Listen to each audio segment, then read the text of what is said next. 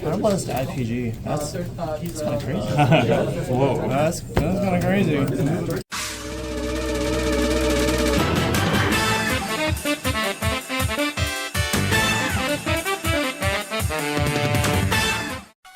Hey everyone, this is Curb, and I bring you another standard match. Today we're going to be taking a look at another one of the new Stride deck sets, of course that being Shiranui on the right. It is actually going to be going up against what I think is still a pretty good meta contender, being Prisms. So as we go through the match, we'll go ahead and see why Prisms do kind of have a little bit of a favorable matchup in the Shiranui matchup. So we're going to be starting off Shiranui going second, and definitely exactly where they want to be, swinging and hitting into that critical in the drive check, pushing Prism already to 2, which is definitely very unfortunate. There might have been some argument to actually just guard that attack.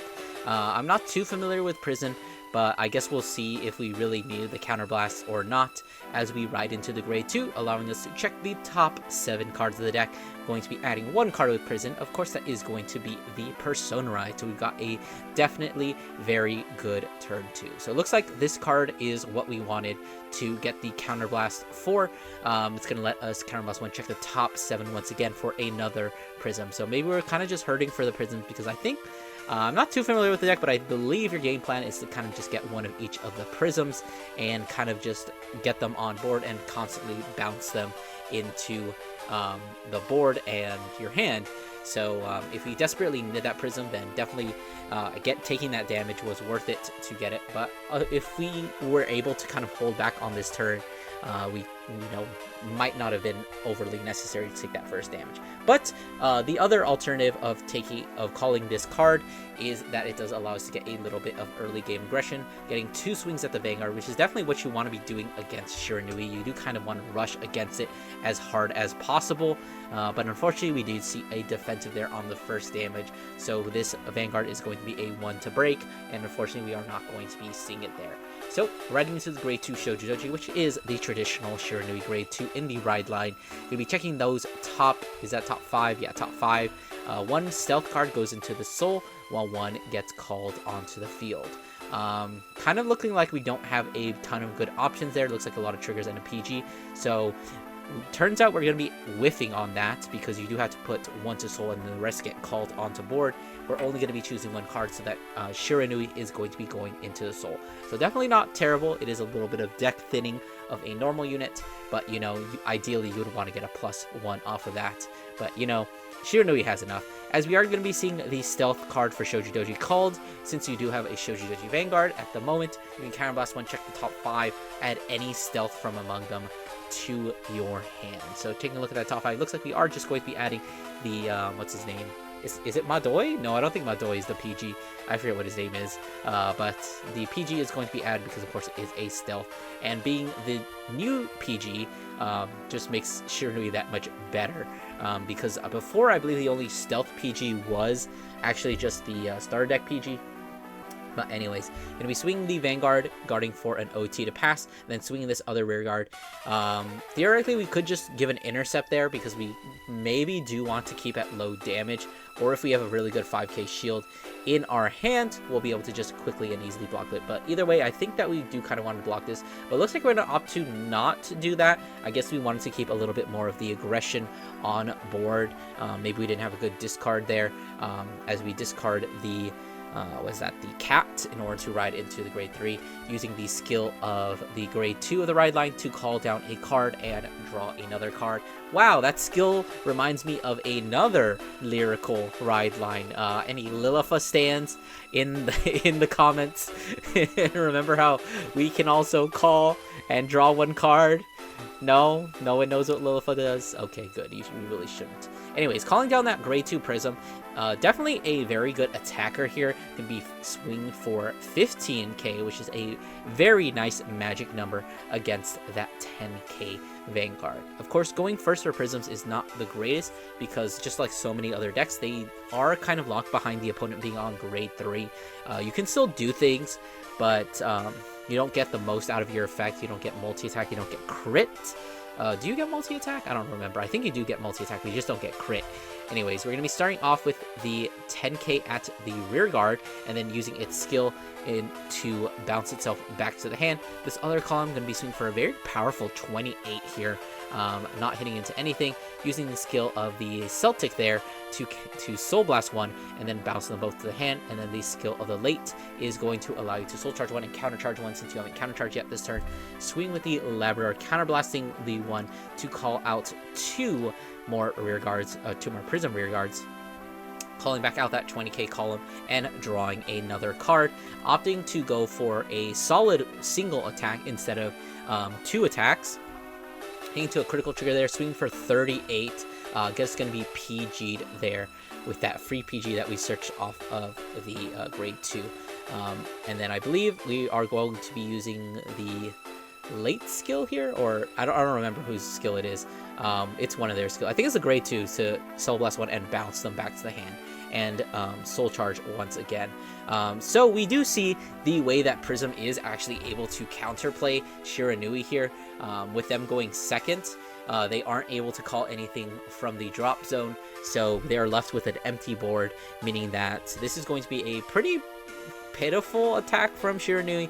That being said, it's still not going to be like anything to sneeze at. It's still pretty decent numbers, as this Vanguard is just swinging for 33. Going to be hit with that Elementaria. As we check the triple drive, we get a PG, another heal trigger there, not going to be going off, and then a critical trigger here. So even though these rear guards are not swinging for very much, they're just like 15 or 35, I guess now, because because it got 2 triggers, duh. This is a double crit attack, so you do kind of have to block this one. 35 is a little bit of an awkward number. That's 25k shield. So in most situations, that's going to be a 2-card guard. Not sure what we're going to do here, but that other attack is 15. So if we have a very easy 5k drop, it shouldn't be that big of a problem. Because I think when you're against Shiranui, you do want to be as low as damage as possible, because the more chances you have for defensives, the easier it is going to be guarding those really big swings later in the game. But of course, you know, that is a valid strategy, but the problem with that is that you do kind of need to get lucky and actually hit those defensives, because if you play for low damage and you don't hit defensives, then it doesn't matter in the end. So it looks like that attack's going to be PG'd. Perfectly reasonable, but definitely not what you want to be doing. Maybe if we had saved that cat, it would have been a very good guard there. But, you know, it is what it is. We can't anticipate getting heal crit. But we are going to be blocking that attack, and then Persona Riding. So Labrador is looking to be pushing a lot of damage. Unfortunately, I think Shiranui is not as high of a damage as you would want them to be. Only at 2 means that it's going to be pretty difficult to close things out in this single turn. I think you are going to be needing 2 turns, and staying at 3 is probably going to allow us to live to that next turn. If we're able to Persona Ride again and hit with really big numbers, we might be able to close things out, depending on if we're able to, you know, deal 2 damage here. I think you probably want to deal at least 2 here, ideally, but I'm not sure what we have in the hand. But looks like we are going to be using the skill of that grade 2 counterblasting 1, whiffing off the top 5, I believe it was. So as compensation, you do actually get a Soul Charge 2, which I kind of have been liking that card, as it is somewhat a generic Soul Charge 2 for Lyrical. CB1 Soul Charge 2 in any deck that's not Prism is, I don't know if it's good. Maybe it will be someday. I have my hopes for it.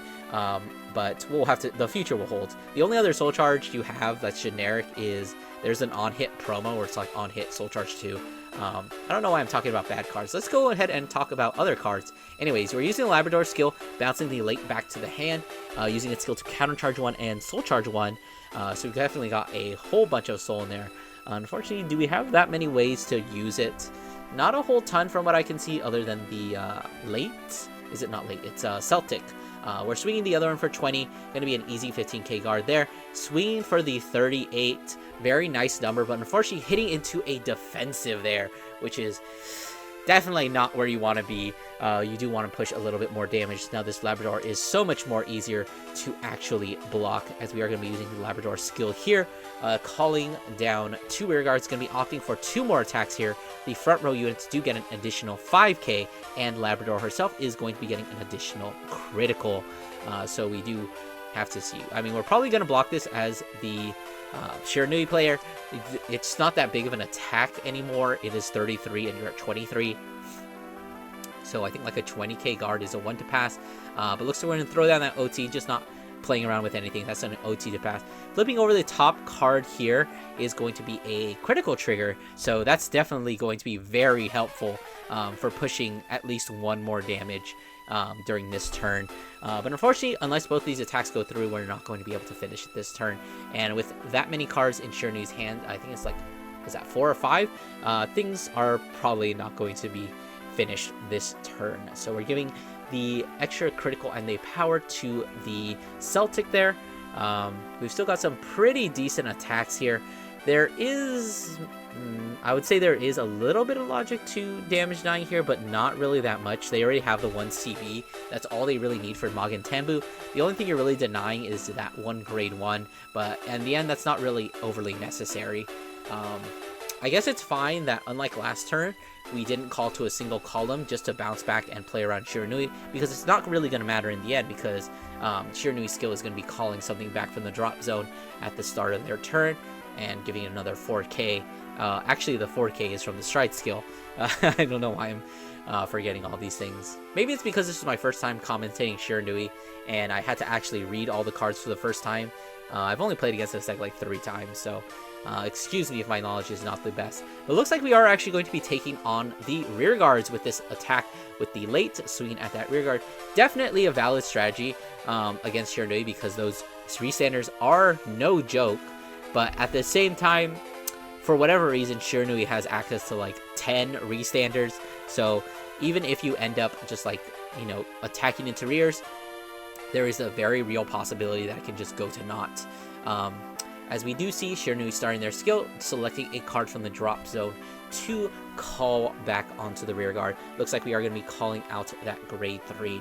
Might have been a little bit of a misplay to Soul Blast out that Persona ride. Instead, we should try and keep as few grade 3s in the drop zone as possible, because the grade 3 attacks for 22, which is a 10k guard. Actually, it doesn't really matter, because the grade 2 is swing for 19, and that's also a 10k guard. So scratch what I just said there. There isn't any counterplay in that sense. The only way you could counterplay is if you keep every single grade 2 and 3 out of your drop zone, which realistically, not going to happen. I'm just going to say that here. Anyways, the stride skill is going to be swinging that 22 at the Vanguard. Looks like we could. I'm not really sure what the correct option here is there. We do have the nice 10k guard there, so it's not that big of a deal, as we use the Magen Tambu to restand the rearguard Labrador and swing in at the Vanguard again, the 22, so another 10k guard. Theoretically, if we had taken that first one and gotten defensive, this second Magen Tambu would not be as powerful, so maybe there was some logic to taking that first swing, but of course, you know, that's under the context of, you know, actually getting that defensive. Otherwise, we would have given up the 5k shield anyway, and we would have had to deal with guarding these really big swings that are coming out here. That second stride turn giving an extra 15k to all the front row units. So this first swing for an 25k, still a 15k guard, so not too bad. This next swing is going to be a 35. It looks like we didn't actually have a defensive up there, so maybe it definitely wasn't the worst to just guard that. Unfortunately, we are 2 PGs out here, so realistically things are kind of risky.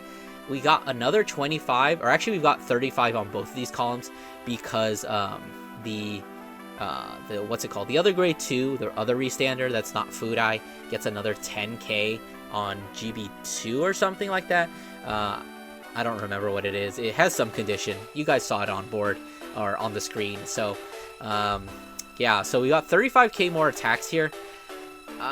If we get a defensive here and there are no triggers on the drive check, both of those attacks are just 15k guards. So but it is kind of risky, because we could see a critical trigger here and that could just ruin our entire day, which we do end up seeing here.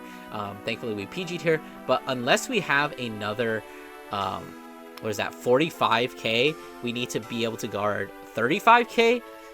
So a cat plus a trigger would be able to guard that, and that would allow us to live. But unless we have that exactly, we might not get another turn. But it looks like we're going 15, 10k, and another 10k for a total of 35k there. So that is going to allow us to live this turn, getting that critical trigger there to save us. So we've got the Persona Ride coming on down. So if we want to close things out, we do have to do it here and now. Unfortunately, we did end up guarding with a lot of our prisms. So we did actually need those prisms in order to enable our multi-attack. Looks like we got a late off the top there with the grade 2. So unfortunately, looks like our attack power is not going to be the maximum potential that it would have been if we had been able to keep those prisms in our hand and if we hadn't been forced to guard with them. But I think we do have to kind of just put everything we have in a hand on board. We have to push through those last couple of cards in hand and the double intercept to finish things off this turn. Bank on them not getting a defensive and hope and pray that that doesn't happen. So it's going to be calling the late, bouncing the late, using its skill to countercharge 1 and soul charge 1 probably. Did we forget, or are we just going to wait on that? It's not really necessary there to do that, because I guess your soul charge there, you have a potential of soul charging a critical there. You have a potential chance of soul charging a really good trigger that you need. But looks like we are going to be doing what I said we should do. Kind of deciding on the columns here. Let's see, we got a 20k column there and a 20k column on the other side. Oh yeah, we do have to keep the late in hand, because if we don't actually get multi-attack, because we don't actually have a way to bounce it to hand without the Celtic. So yeah, we definitely would have preferred having a Celtic there. So it looks like we're doing just a quick trigger count to decide if we take this first swing here. And then, you know, maybe we can take the Vanguard swing, but the Vanguard swing is at 2 damage. So we do kind of have to gauge whether it's a big risk to, you know, do that. Oh yeah, Shiranui is still at 3. So like I said, we weren't able to push them to 4 during last turn. So our kill potential this turn is very much weakened. We do have the 4 attacks, but we don't really have that grade of columns. We've got that 10k column there. Not sure if it would have been better to call behind the other one. Let's see, it's a 16. 16 would be a 5k guard, so I guess it doesn't make a 5k difference there. If we had put it behind the grade 2, that would have been 24. But looks like we're going to be taking this attack, and unfortunately for Prism, hitting into a defensive draw trigger there. So I think that single defensive kind of just shuts you down. Your potential to actually, you know, kill this turn has kind of just fizzled, and you're banking on a 6 damage OT to save you here. But even then, you probably won't have enough resources to actually live, or you know, not live, just pull on a good offensive there for the next turn. But we do see a front trigger coming down here. The Labrador is going to be PG'd, so no hope there. So just the front trigger is going to be adding a little bit of extra oomph to our last 2 attacks, but unfortunately, if we are able to guard one of them, it is just over. So I think we're probably better off just swinging at the rears here. In all honesty, maybe what we should have done is swing the first rear guard at a rear guard, kind of just force the hand there, and then swing the Vanguard at the Labrador at the Vanguard there to kind of just pressure that if I crit, I win, or you get no damage. And that might have been a viable play. It would have meant that we don't get the extra swing there, I think. I mean, well, it depends. We could have just still called down the late and attacked into the other rear guard. But at the same time, there is a thing called Mukuro, which is still going to be a major threat, even if you do CB deny the Shiranui. So we do see the Mukuro there. I think you kind of just had to bank on them not having it. But, of course, you know, them having it just means, you know, that's kind of the end of the game there, as we're swinging 22. We've only got 2 cards in hand, so I think our only chance is a 6 damage OT here, but it is not going to be happening. So that is going to be the end of the match. I hope you guys enjoyed. Don't forget to those YouTube things, like, comment, subscribe, and I'll see you guys in the next one.